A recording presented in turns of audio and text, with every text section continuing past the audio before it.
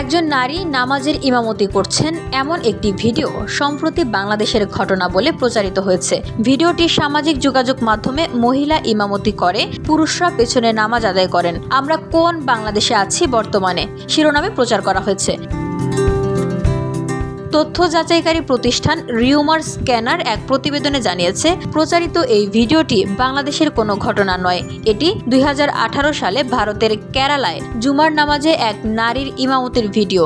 Rumour scanner team জানিয়েছে, ওই video নিয়ে অনুসন্ধানে ভারতীয় গণমাধ্যম দৈনিক সাভেরার ইউটিউব চ্যানেলে 2018 সালের 29 জানুয়ারি প্রকাশিত in a first Kerala women leads Friday prayers শিরোনামে একটি ভিডিও খুঁজে পাওয়া গেছে। ওই ভিডিওর সঙ্গে আলোচিত ভিডিওটির মিল খুঁজে পাওয়া যায়।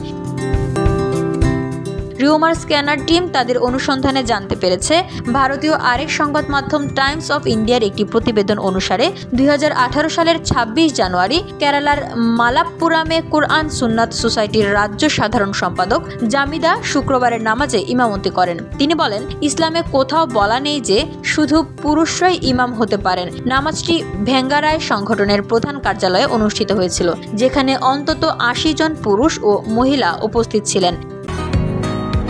বসুন্ধরা, উত্তরা, বনশ্রী, কুড়িল ও বাড্ডা সহ রাজধানীর বিভিন্ন স্থানে অভিজাত ও অত্যাধুনিক মানের ফ্ল্যাট কেনার এক নির্ভরযোগ্য প্রতিষ্ঠান প্লেজেন্ট প্রপার্টিজ লিমিটেড। তাই আপনার স্বপ্নের আবাসনের জন্য আজই যোগাযোগ করুন। Pleasant Properties Limited, where destiny matches eventually.